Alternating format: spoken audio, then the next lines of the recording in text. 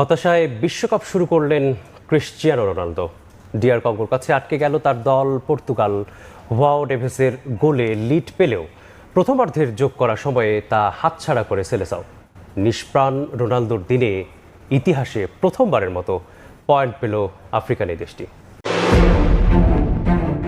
Age just আ number কথাটাকে ভুল প্রমাণ করলেন ক্রিস্টিয়ানো রোনালদো। বয়স যে সংখ্যা না, এটা যে একটা ফ্যাক্ট সেটাও হয়ে গেল প্রমাণ। বয়সের ভারে যেন নুয়ে পড়লেন CR7। দল ড্র করেছে আর সেখানে রোনালদো নিষ্প্রভ। বয়সের ভরে নয় কি? শুরু থেকে শেষ পাক্কা 90 মিনিট মাঠে ছিলেন রোনালদো। র্যাঙ্কিংয়ে পুচকে একটা দলের বিপক্ষে রোনালদো তেড়ে ফুরে যাবেন, গোল করবেন ও সিউ সেলিব্রেশনে দর্শকরা বিশ্বকাপের এক্স্যাক্ট ভাইবটা পাবে এমন আশা তো সবাই করেছিল। কিন্তু সে আর হলো কই। 90 মিনিটস খেলে মোটে 25 বার বল টাচ করেছেন রোনালদো। যেখানে তাকে ঘিরেই সব পরিকল্পনা, সেখানেই রোনালদোর ফেইলর। কে মানবে এই পর্তুগাল বিশ্বকাপের অন্যতম দাবিদার? ব্যর্থতার কথা বললে তো শেষ হবে না। মেজর টুর্নামেন্টে টানা 10 ম্যাচে গোলই করতে পারেননি রোনালদো, আর তাতে তার দল কতটা সাফার করেছে তার প্রমাণ তো মিললই। র্যাঙ্কিংয়ে 43 নম্বর দলের বিপক্ষে ড্র করে মাঠ ছাড়াটা স্বাভাবিক কোনো ঘটনা তো নয়ই, চাইলে অঘটনও বলতে পারেন। 75% পজিশন হোল্ড করলেও পর্তুগাল শটস নিয়েছে 7টি। অন্যদিকে ডিআর কঙ্গো শটস 8টি। আরও ভয়ঙ্কর বিষয়, শটস অন টার্গেটেও কঙ্গো এগিয়ে। পর্তুগালের মতো দলের বিপক্ষে ওরা বিগ চান্স তৈরি করেছে আর প্রতিপক্ষরা স্রেফ চেয়ে চেয়ে দেখেছে। পর্তুগালের এমন বাজে হাল রোনালদো থাকার পরেও ভক্তরা কি মেনে নিতে পারবেন? জোয়াও নেভেসের গোলটা এগিয়ে দিলেও বাকিদের বাজে পারফরম্যান্সে পয়েন্ট খুইয়েছে পর্তুগাল। বিশ্বকাপের আগে ওদের যে হাইপটা ছিল সেটাও গেল মিলিয়ে। একই সাথে মেসির বিপক্ষে রোনালদোরও এগিয়ে থাকা হলো না। 6 বিশ্বকাপে গোল করার রেকর্ডটাও গড়তে পারলেন না। 41-এর ক্রিস্টিয়ানোর জন্য রেকর্ডটা জমে রইল উজবেকিস্তান ম্যাচের জন্য। জয়ে ফিরতে আপাতত এই ম্যাচেরই অপেক্ষা। লিওনেল মেসির হ্যাট্রিক দেখে বিন্দুমাত্র অবাক হননি রোনালদো নাজারিও। বরং ব্রাজিল কিংবদন্তির কাছে সর্বকালের সেরা তর্ক আরও বহু আগেই শেষ। LM10-এর ধারের কাছেও কাউকে রাখছেন না বিশ্বকাপ জয়ী সাবেক এই ফুটবলার। মুন্দো দেপোর্তিভোকে দেয়া সাক্ষাৎকারে এসব কথা বলেন রোনালদো।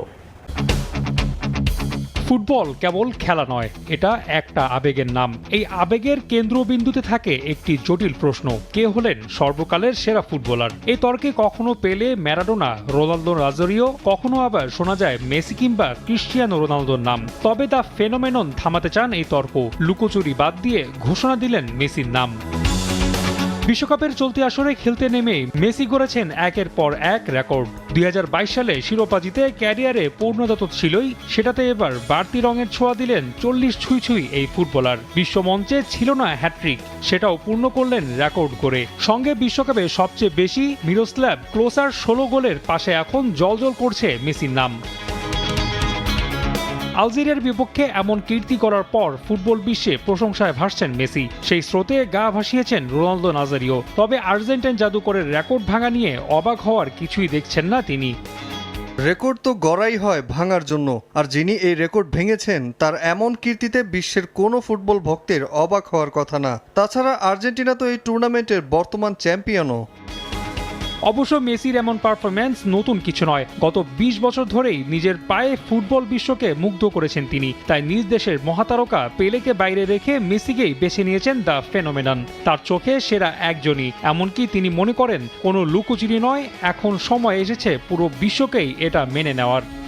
মেসি যতবারই মাঠে পা রাখেন বাকি সবকিছুই ঐতিহাসিক ও দৃষ্টিনন্দন হয়ে ওঠে। এখন বিশ্বের লুকোচুরি বন্ধ করে এই সত্য মেনে নেওয়ার সময় এসেছে। তিনি সর্বকালের সেরা খেলোয়াড়। তিনি প্রতি মৌসুমে এবং বিশ্বকাপেও দুর্দান্ত পারফর্ম করে যাচ্ছেন। তবুও তাকে নিয়ে মানুষের মনে সংশয় রয়েছে।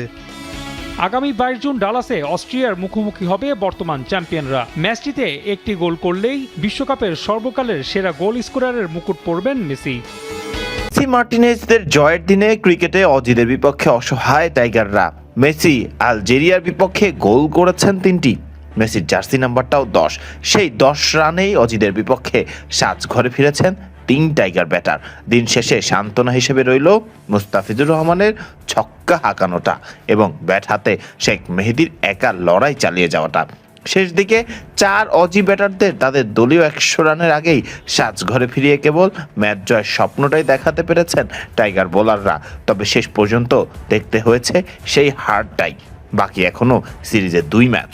বাংলাদেশ পারবে কি কামব্যাক করতে? টাইগারদের দেয়া মাত্র 132 রানের ছোট্ট টার্গেটে ব্যাট করতে নামা অস্ট্রেলিয়া শুরুতেই হারায় জশ ইংলিশকে সাজঘরের পথ দেখান শরীফুল ইসলাম। ইংলিশ ফেরার পরেই অজি অধিনায়ক মিচেল মার্শকে সাজঘরে ফেরান মুস্তাফিজুর রহমান। ফলে শুরুতেই 2 উইকেট হারিয়ে কিছুটা অস্বস্তিতে পড়ে যায় অস্ট্রেলিয়া। স্বল্প লক্ষ্যের খেলা কিছুটা জমে উঠে যখন ব্যক্তিগত 47 রানে থাকা কুপার কোনলিকে সাজঘরে ফেরান অভিষেক হওয়া আব্দুল গফফার সাকলাইন। এরপর টিম ডেভিডকে শেখ মেহেদী সাজঘরের পথ দেখালে যেন একটু একটু করে মনে প্রশ্ন জাগতে থাকে, বাংলাদেশ জিতে যাবে না তো? অজিতে দলীয় 100 রানের আগে 4 ব্যাটার সাজঘরে ফিরলেও শেষ পর্যন্ত আর জয়ের হাসি হাসেনি বাংলাদেশ। ফলে হার দিয়েই সিরিজ শুরু করতে হচ্ছে টাইগারদের। তবে এখনো চাইলেই বাকি থাকা 2 ম্যাচ জিতে মাইটি অস্ট্রেলিয়ার বিপক্ষে সিরিজ নিজেদের করতে পারবে বাংলাদেশ। এর আগে টসে জিতে প্রথমে ব্যাট করতে নামে বাংলাদেশ। শুরুর দিকে তামিম সাইফ বাউন্ডারি হাঁকাতে থাকলেও দলীয় 26 রানে তানজিদ তামিম সাজঘরে ফিরলে প্রথম হোঁচট খায় টাইগাররা। তামিমের পর দ্রুত বিদায় নেন সাইফ হাসানও। তামিম এদিন খেলেন 9 বলে 10 রান এবং সাইফ খেলেন 14 বলে 20 রানের ব্যক্তিগত ইনিংস।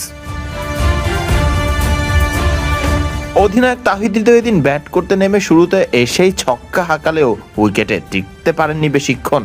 একই অবস্থা 2 বছর পর আন্তর্জাতিক টি-20 খেলতে নামা সৌম্য সরকারের ক্ষেত্রেও। সৌম্য করেন এদিন 18 বলে 17 রান এবং তাহিদ হৃদয় সাজঘরে ফেরেন ব্যক্তিগত 8 রানে। এরপর শামীম হোসেন পাটোয়ারি, পারভেজ হোসেন ইমন এবং অভিষেক হওয়া আব্দুল গফফার সাকলাইনও সুবিধে করতে পারেননি ব্যাট হাতে, বরং শুরু করেছিলেন সাজঘরে আসা যাবার মিছিল। একই কাজ করেছেন শরীফুল ইসলাম এবং রিশাদ হোসেনও। অহেতুক এবং ব্যর্থ শট খেলতে যে প্রায় একইভাবে উইকেট দিয়ে সাজঘরে ফিরেছেন টাইগার ব্যাটাররা। একাই শেষ পর্যন্ত লড়াই করে গেছেন শেখ মেহেদী হাসান। মেহেদী অপরাজিত ছিলেন শেষ পর্যন্ত 22 বলে 29 রানে। টাইগাররা অল আউট হয় 19তম ওভার শেষেই মাত্র 131 রানে। 2026 বিশ্বকাপে প্রত্যেকটা দলই সমানভাবে লড়াই করছে বিপক্ষ দলের সাথে। কোনো দলই এবার ছোট নয়, প্রত্যেকটা দলই তাদের নিজস্ব সামর্থ্য অনুযায়ী সেরাটা দিয়ে খেলছে। আর্জেন্টিনা বা ফ্রান্সের মতো দল অথবা ইংল্যান্ডের মতো দল এবার মনে হচ্ছে না কোনো পাত্তাই পাবে অন্য দলের কাছে। দেখা যাক শেষ পর্যন্ত শেষ হাসি কে হাসে।